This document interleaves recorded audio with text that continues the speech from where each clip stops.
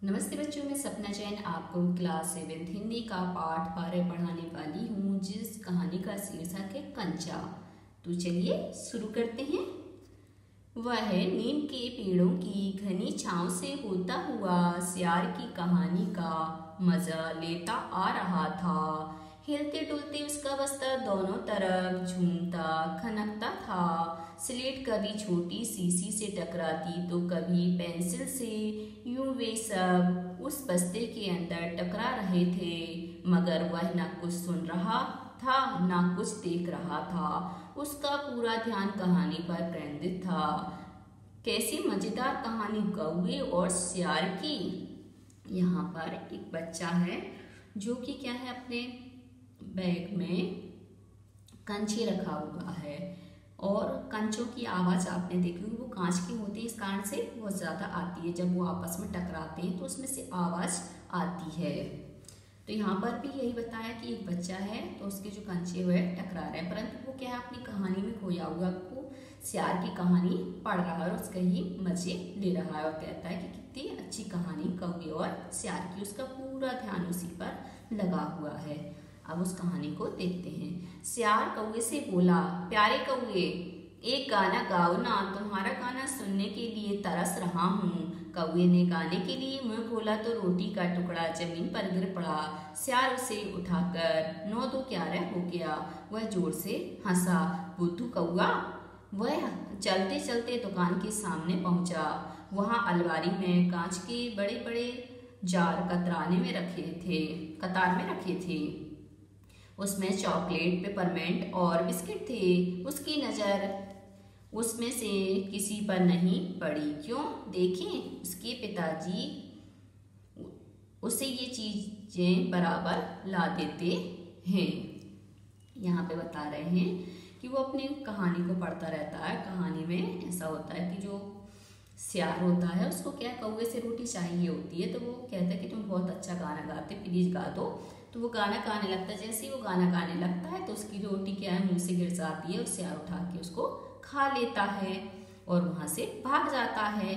तो जो बच्चा है वह जोर से हंसने लगता है कि कौवा तो सच में बुद्धू था कि उसने कहा और उसने गाना गाया तो उसकी रोटी चली गई।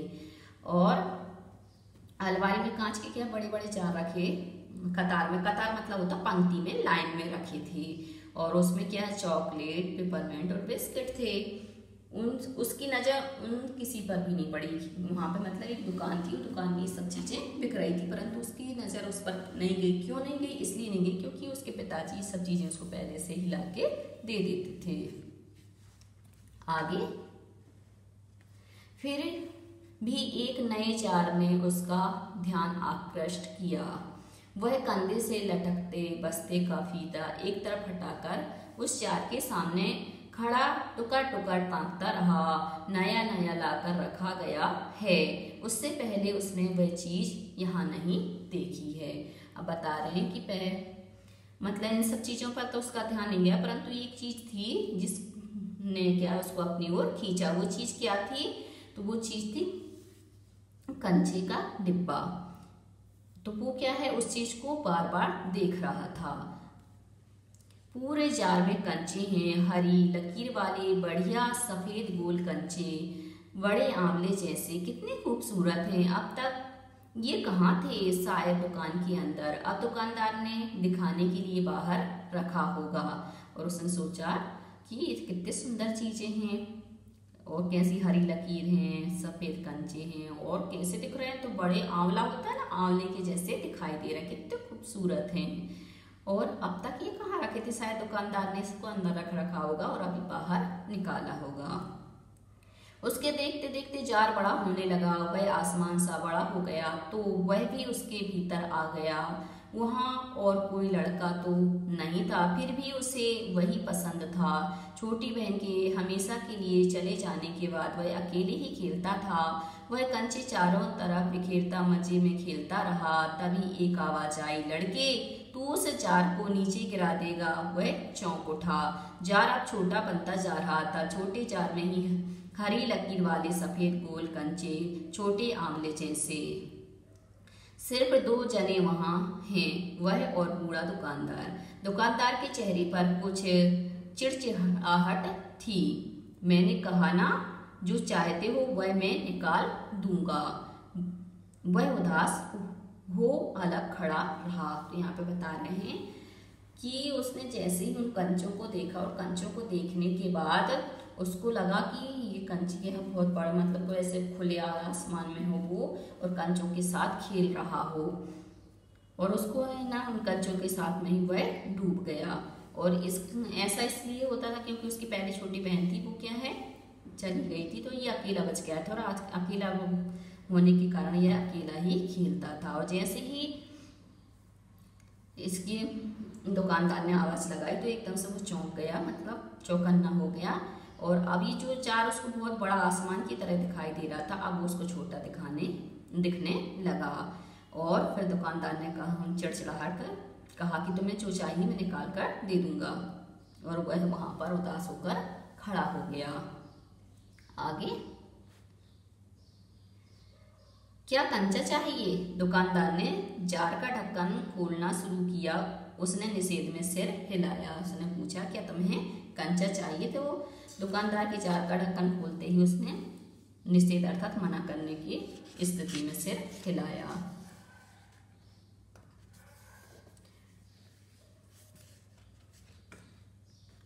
तो फिर सवाल खूब रहा, क्या उसे कंचा चाहिए? क्या चाहिए उसे खुद मालूम नहीं है। जो भी हो, उसने कंचे को छू कर देखा। जार को छूने पर कंचे का स्पर्श करने का एहसास हुआ। अगर वह चाहता तो कंचा ले सकता था, लिया होता तो। स्कूल की घंटी सुनकर वह बस्ता थामे हुए दौड़ पड़ा। देर से पहुंचने वाले लड़कों को पीछे बैठना पड़ता है। उस दिन वही सबके बाद पहुंचा था, इसलिए वह चुपचाप पीछे की बेंच पर बैठ गया। सब अपनी अपनी जगह पर हैं। रामन अगली बेंच पर है। वह रोज समय पर आता है। तीसरी बेंच के आखिर में मल्लिका के बाद अम्मू बैठी है। जॉर्ज दिखाई नहीं पड़ता। लड़कों के बीच जॉर्ज ही सबसे अच्छा कंचे का खिलाड़ी है। कितना भी बड़ा लड़का उसके साथ खेले, जॉर्ज से मात खाएगा। हारने पर यूं ही विदा नहीं हो सकता। हारे हुए को अपनी बंद मुट्ठी जमीन पर रखनी होगी। तब जॉर्ज कंचा चलाकर बंद मुट्ठी के जोड़ों की हड्डी तोड़ेगा। जॉर्ज क्यों नहीं आया? अरे हाँ, जॉर्ज को बुखार है ना। उसे रामन ने यह सूचना दी थी। उसने मल्लिका को सब बताया था। जॉर्ज का घर रामन के घर के रास्ते में पड़ता है। अप्पू कक्षा की तरफ ध्यान नहीं दे रहा है। तो यहाँ पे बताया है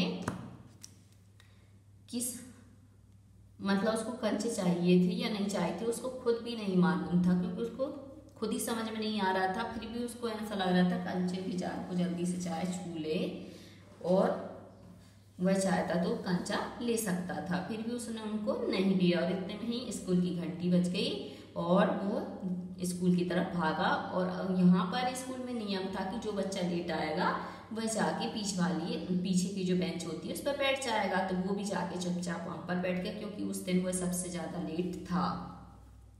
अब यहाँ पर एक जो बच्चे का जिक्र किया गया जॉर्ज का, तो वह जॉर्ज दिखाई नहीं दे रहा है। क्यों नहीं दिखाई दे रहा? क्योंकि वह बीमार है, और बीमार होने के कारण वह यहाँ पर नहीं आया है स्कूल में। फिर पता चला कि जॉर्ज का जो घर है वह रामन के घर के रास्ते में ही है। और अप्पू का क्या, कक्षा की तरफ ध्यान नहीं रहा, मतलब कक्षा पे ध्यान ही नहीं दे रहा है। अब आते हैं अगले पृष्ठ पर। मास्टर जी, उसने हड़बड़ी में पुस्तक खोलकर सामने रख ली। रेलगाड़ी का सबक था। रेलगाड़ी पृष्ठ 37। घर पर उसने यह पाठ पढ़ लिया है। मास्टर जी बीच बीच में बेंच से मेज ठोकते हुए ऊंची आवाज में कह रहे थे, बच्चों, तुम में से कई ने रेलगाड़ी देखी होगी। उसे भाप की गाड़ी भी कहते हैं, क्योंकि उसका यंत्र भाप की शक्ति से ही चलता है। भाप का मतलब पानी से निकलती भाप से है। तुम लोगों के घरों के चूल्हे में भी अप्पू ने भी सोचा रेलगाड़ी। उसने रेलगाड़ी देखी है। छुप छुप यही रेलगाड़ी है। वह भाग की भी गाड़ी का मतलब। मास्टर जी की आवाज अब कम ऊंची थी। वे रेलगाड़ी के हर एक हिस्से के बारे में समझा रहे थे। पानी रखने के लिए खास जगह है, इसे अंग्रेजी में बॉयलर कहते हैं। यह लोहे का बड़ा पीपा है, लोहे का एक बड़ा कांच का जार, उसमें है हरी लकीर वाले सफेद गोल कंचे, बड़े आंवले जैसे। जॉर्ज जब अच्छा होकर आ जाएगा तब उससे कहेगा। उस समय जॉर्ज कितना खुश होगा। सिर्फ वे दोनों खेलेंगे और किसी को साथ खेलने नहीं देंगे। उसके चेहरे पर चौक का टुकड़ा आ गिरा। अनुभव के कारण वह उठकर खड़ा हो गया। मास्टर जी गुस्से में हैं। अरे तू उधर क्या कर रहा है? उसका दम घुट रहा था। बोल। वह खामोश खड़ा रहा। क्या नहीं बोलेगा? वे अप्पू के पास पहुंचे। सारी कक्षा सांस रोके हुए उसी तरफ देख रही थी। उसकी घबराहट बढ़ गई। अब यहाँ पे बताया है कि मास्टर जी ने उसे बोला कि आप है ना 37 नंबर का पृष्ठ खोलना है। तो उसने क्या है खोला और उसने ये पाठ पहले ही पढ़ लिया था। इस कारण से वो अपने उसमें ही रेलगाड़ी का जो सबक था उसमें ही लगा हुआ था। और मास्टर जी बीच बीच में पैर से जो मेज ठोकते हुए ऊंची आवाज में पढ़ा रहे थे बच्चों से। उनकी जो रेलगाड़ी की बात पूछी कि रेलगाड़ी के बारे में आप जानते हैं, आपने रेलगाड़ी देखी है क्या? रेलगाड़ी को भाप का यंत्र भी कहते हैं। उसमें क्या है भाप की शक्ति होती है, वो भाप की शक्ति से ही चलता है। और भाप का मतलब होता पानी, पानी में जो धुआं जैसा निकलता है उसको हम भाप कहते हैं। और तुम लोगों के घरों में चूल्हे में भी भाप निकलती है। और अप्पू ने भी सोचा कि रेलगाड़ी रेलगाड़ी तो उसने देखी है, जिसको हम बोलते हैं चुक चुक गाड़ी। और मास्टर जी अभी तक तो क्या बहुत ऊंची आवाज में पढ़ा रहे थे। अब उनकी जो ऊंची आवाज थी वो थोड़ी धीमी हो गई थी। और रेलगाड़ी के हर एक हिस्से के बारे में वो समझा रहे थे। इंजन क्या होता है और जो भाप बनती है वह कहाँ बनती है, कैसा हिस्सा होता है। तो पानी रखने के लिए खास जगह होती है, इसे अंग्रेजी में बॉयलर कहते हैं। यह लोहे का एक बड़ा पीपा होता है और लोहे का एक बड़ा कांच का जार होता है। तो उसमें क्या है, अब ये पाठ तो समझा रहे हैं मास्टर जी, परंतु यहाँ पर इस बच्चे को क्या है अपने कंचे दिखाई देने लगते हैं। और उसमें क्या है उसके लकीर वाले आंवले जैसे जैसे उसने कंचे देखे थे वो उसके दिमाग में चल रहा होता है। और वो सोच रहा होता कि जॉर्ज जब आएगा तो मैं क्या है उसके साथ खेलूंगा और हम दोनों ही खेलेंगे, किसी और को नहीं खिलाएंगे। और जैसे ही वो ये सब सोच रहा होता है मास्टर जी उसको देखते हैं और धीरे से क्या है उसके ऊपर चौक का टुकड़ा मार देते हैं। क्योंकि मास्टर जी यहाँ पे जब धीमी आवाज होने का मतलब है कि वो उसको देखते हैं, तो इस कारण से थोड़ी देर रुक जाते हैं। और जैसे ही उसके ऊपर चौक पड़ती है उसको अनुभव होता है कि कोई चीज मेरे ऊपर आकर गिरी है। इस कारण से वह क्या है खड़ा हो जाता है। मास्टर जी गुस्से में बोलते हैं कि तू उधर क्या कर रहा है? तो उसका जो दम होता है वह घुट रहा था। बोला। वह खामोश खड़ा रहा और क्या नहीं बोलेगा। और अप्पू के पास पहुंची और सारी कक्षा के लोग क्या है उसको देखने लगे। और उसकी जो घबराहट थी और ज्यादा बढ़ गई। क्योंकि अक्सर ऐसा होता है कि हम जब सोच में डाले हों, कोई हमें एकदम से टोक दे तो हम सोच में पड़ जाते हैं कि क्या हुआ, सब लोग हमें क्यों देख रहे हैं। मैं अभी किसके बारे में बता रहा था? कर्मठ मास्टर जी उस लड़के का चेहरा देखकर समझ गए कि उसके मन में और कुछ है। शायद उसने पाठ पर ध्यान दिया भी हो। अगर दिया है तो उसका जवाब उसके मन से बाहर ले आना है। इसी में उनकी सफलता है। और जो मास्टर जी होते हैं, कर्मठ का मतलब जो मेहनती होते हैं, अच्छे से पढ़ाने वाले होते हैं, तो वो मास्टर जी समझ गए उसका चेहरा देख के कि इसके मन में जरूर कोई ना कोई बात जरूर चल रही है। और उन्होंने सोचा कि अब इसका पाठ में ध्यान है कि नहीं है, उसको देखने के लिए इसके मन में क्या चल रहा है उसको मैं बाहर लाता हूँ। इसी में मेरी सफलता कि बच्चा पढ़ रहा है कि नहीं पढ़ रहा है। हाँ हाँ बता, डरना मत। मास्टर जी ने देखा अप्पू की जबान पर जवाब था हाँ हाँ। वह कांपते हुए बोला कंचा कंचा। वे सब पका गए। कक्षा में भूचाल आ गया। Stand up. मास्टर साहब की आंखों में चिंगारियां सुलग रही थीं। अप्पू रोता हुआ बेंच पर चढ़ा। पड़ोसी कक्षा की टीचर ने दरवाजे से झांक कर देखा, फिर सम्मिलित हंसी। रोकने की पूरी कोशिश करने पर भी वह अपना दुख रोक नहीं सका।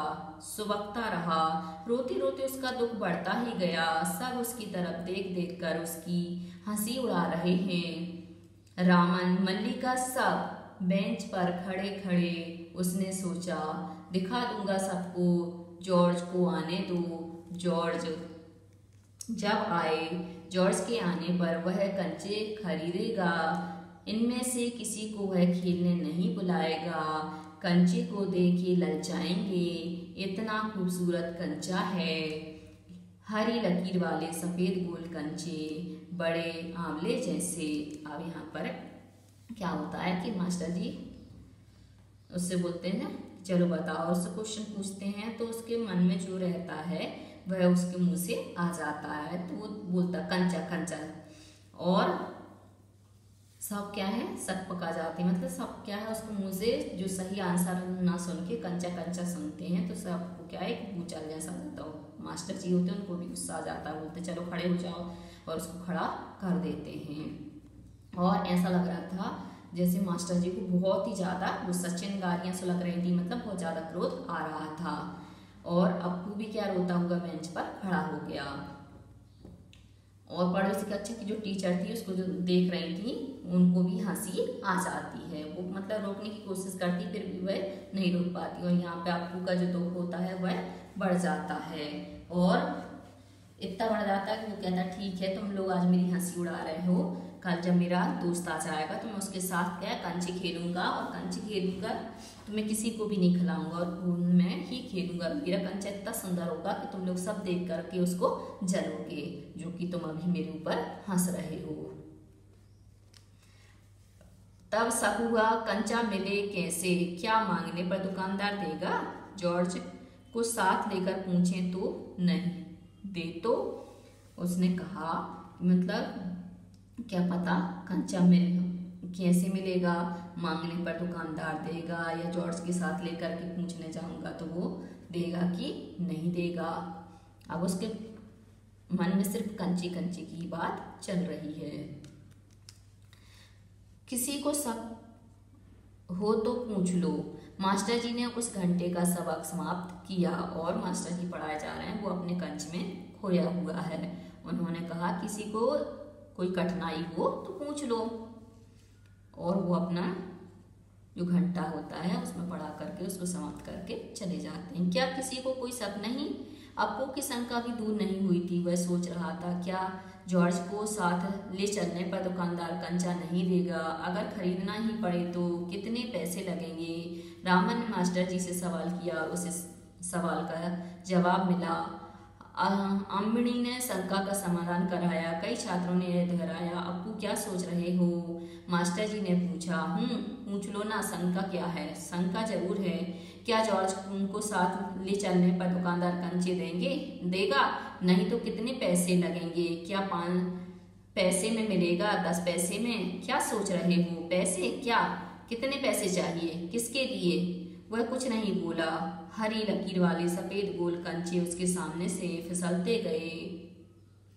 मास्टर जी ने पूछा, क्या रेलगाड़ी के लिए? उसने सिर हिलाया।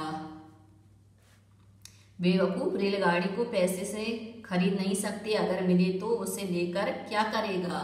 अब यहाँ पर सब लोग क्या है, मास्टर जी से अपने प्रश्नों की जो समस्या थी उसका समाधान करते हैं, और ऐसी पूछते पूछते पूछते वो अप्पू के पास आ जाते। तो अप्पू तो क्या अपनी सोच में खोया हुआ था, उसको पता नहीं रहता है कि वह क्या बोल रहा है। और वो कहते हैं पूछ लो ना शंका, तुम्हें मतलब कोई शंका है तो पूछ ले। तो उसने हाँ कहा कि जो दुकानदार है वो कंचे देगा, नहीं तो कितने पैसे लगेंगे? तो उनको पैसे शब्द सुनाई देते हैं, तो वो कहते हैं कितने पैसे चाहिए, किसके लिए चाहिए? तो वह कुछ नहीं बोला नहीं। हाँ, उसको तो सिर्फ क्या है कंचा दिखता है, वो भी फिसलती हुई कि हाँ ये कंचा कहीं चला नहीं जाए। और मास्टर जी ने पूछा, क्या रेलगाड़ी के लिए पैसे चाहिए? तो उसने सिर हिलाया। उन्होंने कहा, बेवकूफ, रेलगाड़ी के लिए पैसे से नहीं खरीद सकते, अगर मिले तो उसे लेकर क्या करेगा? यदि मान लो तेरे को पैसे से मिल भी गया, क्योंकि वो तो रुपये में मिलता, पैसे में थोड़ी मिलेंगे, वो भी बहुत सारे रुपये चाहिए। फिर भी वो कहते हैं कि लेकर तू करेगा क्या? वह खेलेगा, जॉर्ज के साथ खेलेगा। उसने कहा कि मतलब वह रेलगाड़ी में क्या है, जॉर्ज के साथ खेलेगा। रेलगाड़ी नहीं कंचा, चपरासी एक नोटिस लाया। मतलब रेलगाड़ी नहीं कंचा, चपरासी उसी समय एक नोटिस लेकर आ जाता है। मास्टर जी ने कहा जो फीस लाए हैं वे ऑफिस जाकर जमा कर दें। उसी समय आया कि मतलब जो बच्चे पैसे लेके आए हों वो क्या है, ऑफिस में जाकर अपनी फीस जमा करा दें।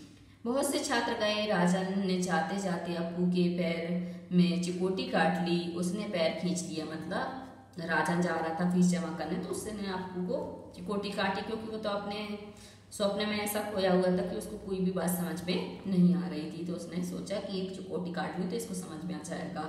उसने क्या किया, जैसी चिकोटी काटी तो उसने पैर अपना अंदर कर लिया। उसे याद आया उसे भी फीस जमा करनी है। पिताजी ने उसे 1.5 रुपया इसके लिए दिया है। उसने अपनी जेब टटोल कर देखा, 1 रुपया का नोट और 50 पैसे का सिक्का। वह बेंच से उतरा। किधर, मास्टर जी ने पूछा। उसके कंठ से खुशी के बुलबुले उठे। फीस देनी है। फीस मत देना, मास्टर जी ने कहा। वह झिझकता रहा। आंधी बेंच।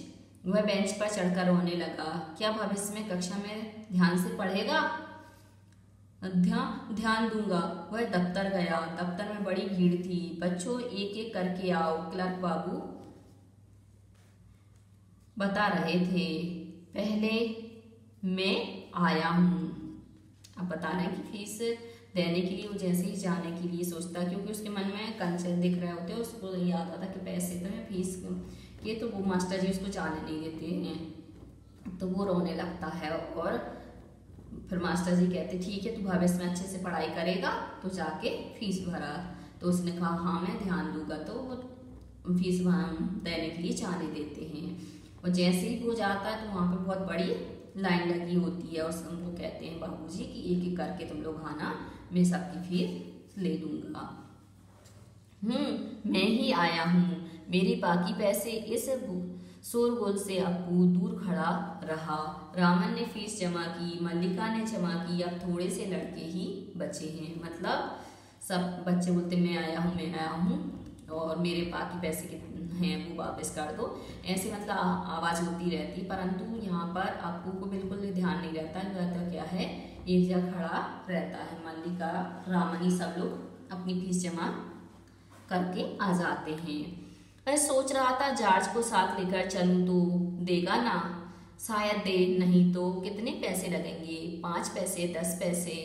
हरी लकीरों वाले गोल सफेद कंचे। घंटी बजने पर फीस जमा की हुए सभी बच्चे उधर से चले। वह भी चला मानो नींद से जाकर चल रहा हो। और यहाँ पर क्या फीस जमा हो गई, घंटी बज गई और सब बच्चे क्या वहाँ से चले गए और वो भी चला गया। बस उसका सारा ध्यान किस पर, कंचे पर ही लगा हुआ था कि मेरे को कंचा मैं खुद जाऊंगा तो मिल जाएगा, तो कितने पैसे में मिलेगा, ये सब क्वेश्चन चल रहे थे। और ऐसा लग रहा था मान लो वह नींद से जागा हो जैसे ही घंटी बजी। तब क्या सब फीस जमा कर चुके, कक्षा छोड़ने के पहले मास्टर जी ने पूछा। वह नहीं उठा। मतलब मास्टर जी ने पूछा, सबने फीस जमा कर दी, परंतु वो कुछ नहीं बोला। शाम को थोड़ी देर इधर उधर टहलता रहा। लड़के गीली मिट्टी में छोटे गड्ढे खोदकर कंचे खेल रहे थे। वह उनके पास नहीं गया। फाटक के सींकचे थामे। उसने सड़क की तरफ देखा। वहाँ उस मोड़ पर दुकान है। दुकान में अलमारी, बाहर खड़े खड़े छू सकेगा। अलमारी में शीशे के जार हैं, उनमें एक जार में पूरा बस्ता कंधे पर लटकाए वह चलने लगा। दुकान नजदीक आ रही है। उसकी चाल की तेजी बढ़ी। वह अलमारी के सामने खड़ा हो गया। दुकानदार हंसा। उसे मालूम हुआ कि दुकानदार उसके इंतजार में है। वह भी हंसा। कंचा चाहिए है ना? उसने सिर हिलाया। दुकानदार जार का ढक्कन जब खोलने लगा तब अप्पू ने पूछा, अच्छे कंचे हैं ना? अब यहाँ पर जैसी छुट्टी होती है तो वह जाता है और जाते जाते वो देखता है कि हाँ वो कंचे रखे हुए हैं। और कंचे कैसे रखे हैं तो पूरी दुकान में उसने देखा अलमारी में है। अलमारी में कांच की शीशी है अर्थात जार है, उसमें कंचे हैं। और जैसे ही वो दुकान पास में आती है उसको वो दिखने लगती है। वो जल्दी से आगे बढ़ने लगता है और जल्दी से जाके उस दुकानदार के पास पहुंचता है। दुकानदार को देख करके वह हंसने लगता है। दुकानदार उसको देखकर हंसने लगता है। क्यों? क्योंकि उनको एक दूसरे का इंतजार होता है। और वो कहते हैं, दुकानदार कहता है कंचा चाहिए, तो वो कहता हाँ सिर हिलाकर। और दुकानदार क्या है, ढक्कन खोलने लगता है। तो अप्पू ने पूछा कि कंचे जो हैं अच्छे हैं ना, खराब तो नहीं है? क्योंकि हम कोई चीज़ खरीदते हैं तो हम क्या करते हैं, दुकानदार से पूछते ही हैं ये चीज़ें बढ़िया तो निकलेगी ना, ऐसे ही उसने पूछा। बढ़िया फर्स्ट क्लास कंचे, तुम्हें कितने कंचे चाहिए? उसने कहा बढ़िया बहुत अच्छे कंचे हैं, तुम्हें कितने दे दूँ? कितने कंचे चाहिए, कितने चाहिए, कितने? उसने जेब में हाथ डाला, 1 रुपया और 50 पैसे हैं। और बार बार दुकानदार ने जब उससे पूछा तो उसने क्या है, अपने जेब में हाथ डाला और उसमें उसके पास 1.5 रुपये था। उसने वह निकाल कर दिखाया। दुकानदार चौंका, इतने सारे पैसों के सबके? पहले कभी किसी लड़के ने इतनी बड़ी रकम के कंचे नहीं खरीदे थे। इतने कंचों की जरूरत क्या है?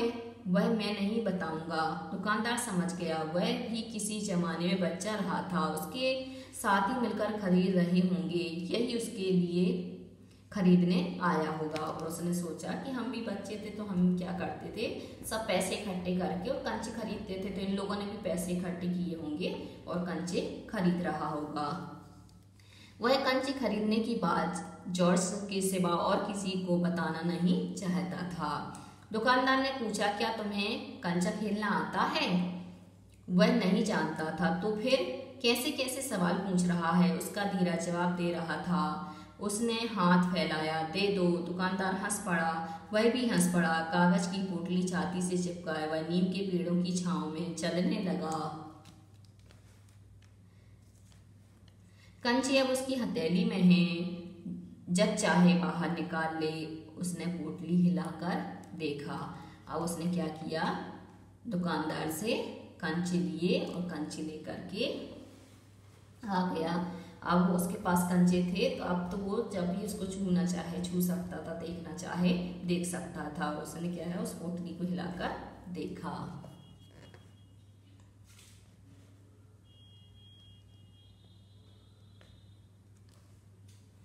वह हंस रहा था। उसका जी चाहता था काश पूरा जार उसे मिल जाता। जार मिलना तो उसके छूने से ही कंचे को छूने का एहसास होता। एकाएक उसे शक हुआ, क्या सब कंचों में लकीर होंगी? उसने पोटली खोलकर देखने का निश्चय किया। बस्ता नीचे रखकर वह धीरे से पोटली खोलने लगा। पोटली खुली और सारे कंचे बिखर गए। वे सड़क के बीचों बीच पहुंच रहे हैं। क्षण भर शक पकाने के बाद वह उन्हें चुनने लगा। हथेली भर गई। वह चुने हुए कंचे कहाँ रखे? स्लेट और किताब बस्ते से बाहर रखने के बाद कंचे बस्ते में डालने लगा। 1 2 3 4। एक कार सड़क पर ब्रेक लगा रही थी। वह उस वक्त भी कंचे चुनने में मग्न था। ड्राइवर को इतना गुस्सा आया कि उस लड़के को कच्चा खा जाने की इच्छा हुई। उसने बाहर झांक कर देखा, वह लड़का क्या कर रहा है। हॉर्न की आवाज सुन कंचे चुनते अप्पू ने बीच में सिर उठाकर देखा। सामने एक मोटर है और उसके भीतर ड्राइवर। उसने सोचा, क्या कंचे उसे भी अच्छे लग रहे हैं? शायद वह भी मजा ले रहा है। अब यहाँ पर क्या है, जो ड्राइवर होता है वो देखता है कि एक बच्चा क्या कर रहा है, क्योंकि वो उसकी गाड़ी के सामने आ जाता है और हॉर्न बजाने पर भी हॉर्न नहीं हटता। तो उसको गुस्सा तो इतनी तेज आती है कि मतलब हट क्यों नहीं रहा है। फिर भी वो एक बार झांक के देखता है कि आखिर ये कर क्या रहा है। और यहाँ पे आपको सोचता है कि इसको जो ड्राइवर है इसको क्या है, कंचे बहुत अच्छे लग रहे हैं, इसलिए क्या है इसका मजा ले रहा है। उसको ये नहीं पता है कि वो वहाँ पर गाड़ी चला रहा और मैं गाड़ी के बीच में आ गया हूँ।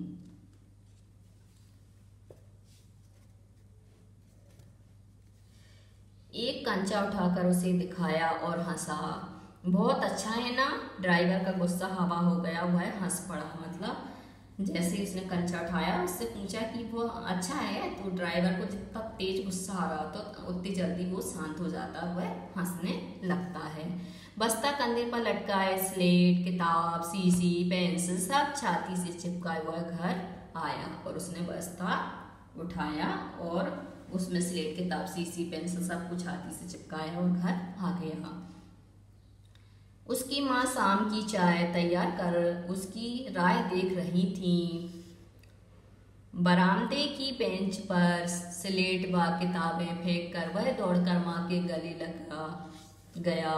उसके लौटने में देर होते देख माँ घबराई हुई थी, क्योंकि आज क्या है, वो कंची बीनने में लग गया था, कंची खरीदने में लग गया, तो क्या लेट हो गया था। इस कारण से उसकी जो माँ है वह घबरा गई थी, क्या बात है, ये लेट क्यों आया। क्योंकि अक्सर होता है जब बच्चे लेट आते तो माँ की चिंता बढ़ जाती है। उसने बस्ता जोर से हिलाकर दिखाया। अरे यह क्या है, माँ ने पूछा। मैं नहीं बताऊंगा, वह बोला। मुझसे नहीं कहेगा? कहूंगा माँ, आंखें बंद कर लो। माँ ने आंखें बंद कर ली। उसने गिना 1 2 3। माँ ने आंखें खोलकर देखा, बस्ते में कंचे ही कंचे थे। वह कुछ और हैरान हुई, इतने सारे कंचे कहाँ से लाया? खरीदे हैं, पैसे? पिताजी की तस्वीर की ओर इशारा करती उसने कहा। दोपहर को दिए थे ना? माँ ने दांतों तले उंगली दबाई। फीस के पैसे, इतने सारे कंचे काहे को लिए? आखिर खेलोगे किसके साथ? उस घर में सिर्फ वही है। उसके बाद एक मुन्नी हुई थी, उसकी छोटी बहन, मगर माँ की पलकें भीग गईं। उसकी माँ रो रही है। अप्पू नहीं जान सका कि माँ क्यों रो रही है। क्या कंचा खरीदने से? ऐसा तो नहीं हो सकता। तो फिर अब यहाँ पर क्या है, उसकी माँ देखती कि इतने सारे कंचे, तो क्या कंचे देखकर कहती कि कहाँ से खरीदे? पैसे? तो वो पिताजी की जो फोटो लगी रहती है उसकी ओर इशारा करके बोलती हैं कि जो पैसे दोपहर में दिए थे ना, तो माँ बोलते वो तो फीस के लिए दिए थे, तूने इतने सारे ले लिए, फीस नहीं भरी क्या? और अच्छा तूने ले भी लिए तो ये कंचे इतने सारे खेलोगे किसके साथ?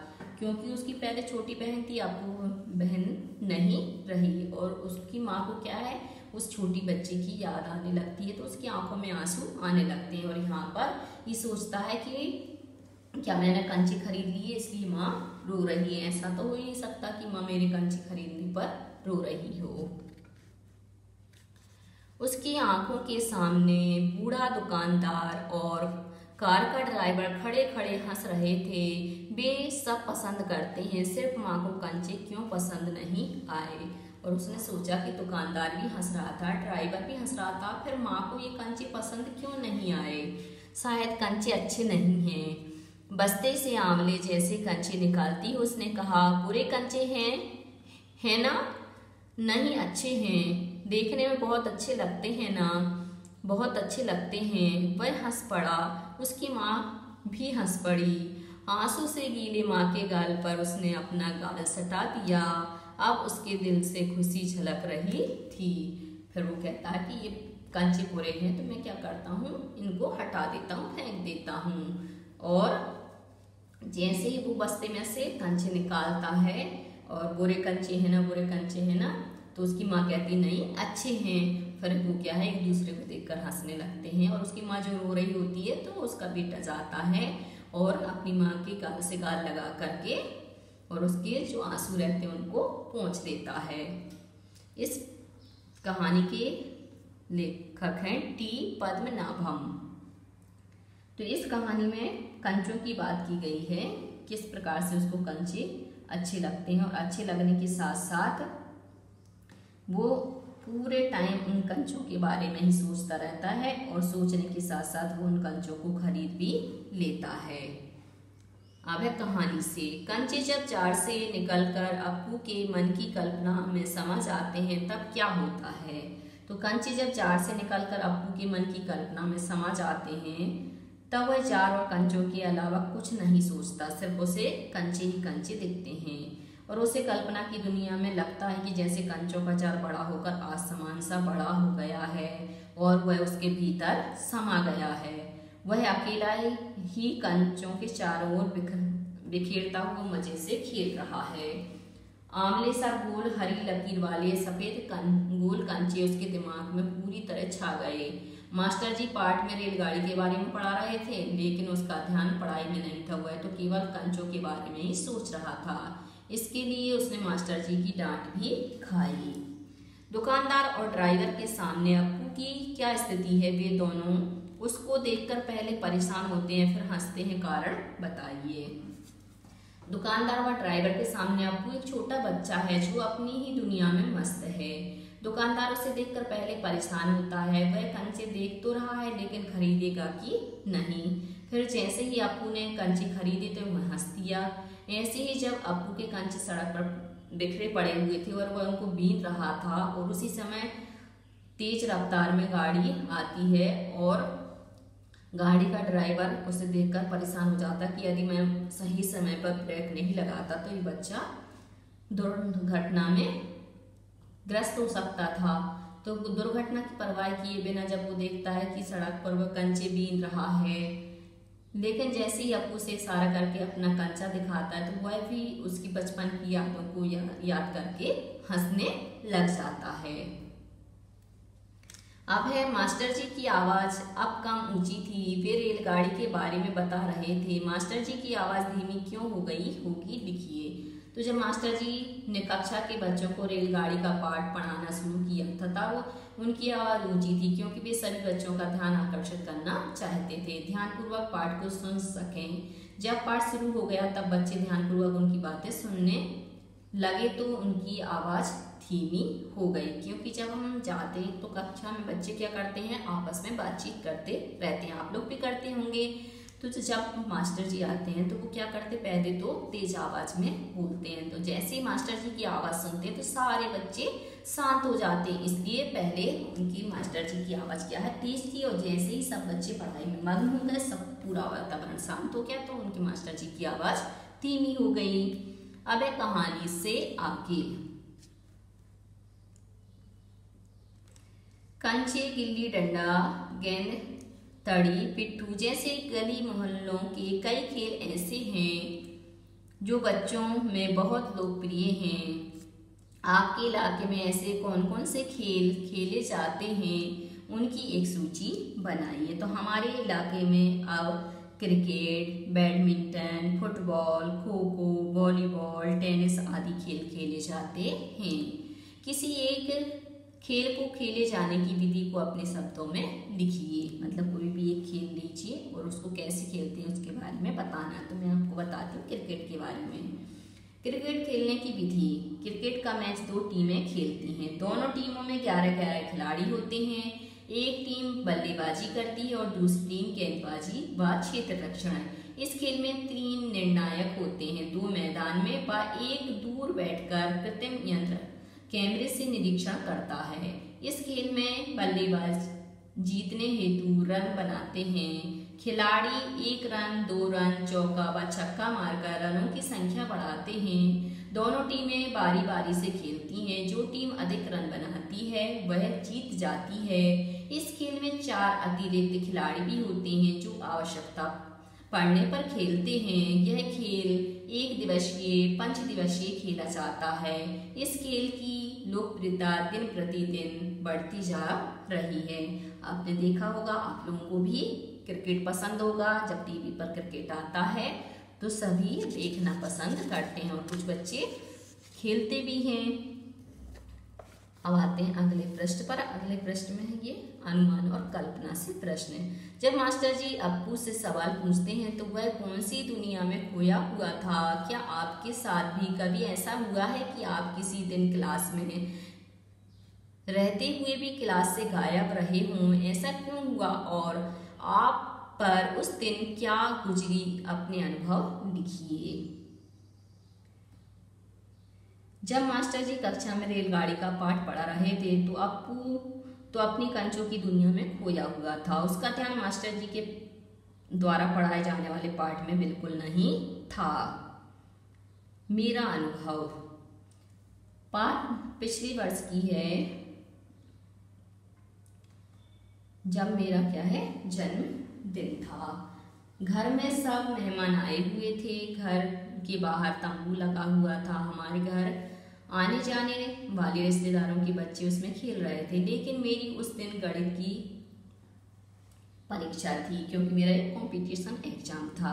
इसलिए माँ ने मुझे विद्यालय भेज दिया, अर्थात इस कॉलेज भेज दिया। आधी छुट्टी तक परीक्षा चल रही थी तो मुझे घर का ख्याल भी ना आया, लेकिन आधी छुट्टी के बाद जब पीरियड लगने शुरू हुए तो साइंस की टीचर मुझे पढ़ा रही थी। मेरे दिमाग में कुछ नहीं आ रहा था क्योंकि मेरी आंखों के आगे तो घर का माहौल छाया हुआ था। इतने में अध्यापिका मेरे पास आई और मुझसे पूछने लगी कि तुम्हें जो पढ़ाया वो पूरा समझ में आ गया? तो मैंने हाँ में उत्तर दे दिया, लेकिन बहुत शर्माई जब उन्होंने कहा कि तुम पढ़ रही हो या नहीं, तुम्हारी पुस्तक तो मतलब उल्टी पड़ी हुई है।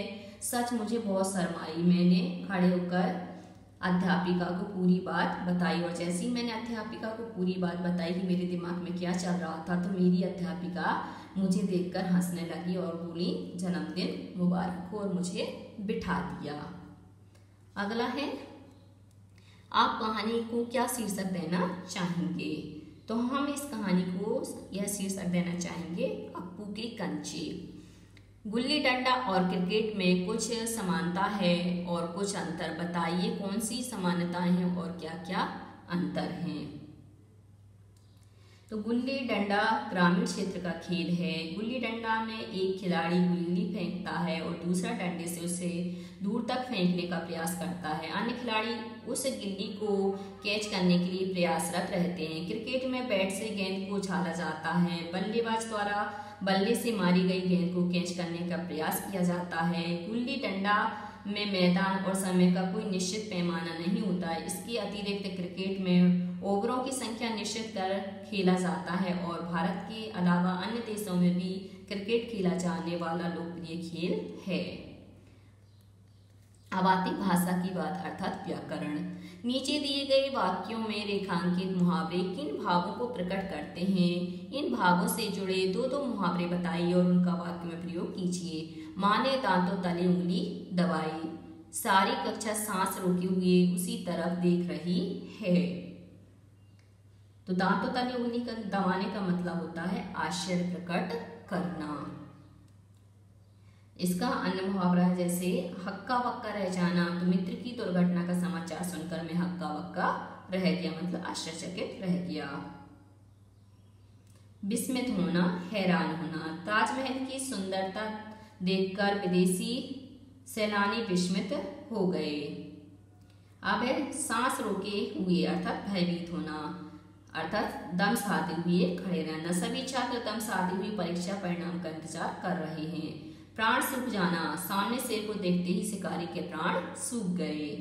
अब है अगला प्रश्न, विशेषण कभी कभी एक से अधिक शब्दों के भी होते हैं। नीचे लिखे वाक्यों में रेखांकित हिस्से क्रमशः रकम और कंचे के बारे में बताते हैं, इसलिए वे विशेषण हैं। पहले कभी किसी ने बड़ी रकम से कंचे नहीं खरीदे, बढ़िया सफेद गोल कंचे। इसी प्रकार के कुछ विशेषण नीचे दिए गए हैं, इनका प्रयोग कर वाक्य बनाइए। ठंडी अंधेरी रात, खट्टी मीठी गोलियां, ताजा स्वादिष्ट भोजन, स्वच्छ रंगीन कपड़े।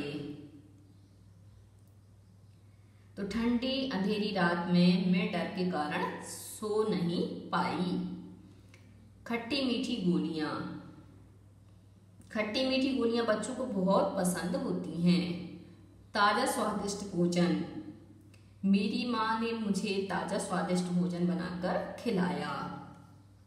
स्वच्छ रंगीन कपड़े, स्वच्छ रंगीन कपड़े पहनने पर मुझे बहुत अच्छा लगता है।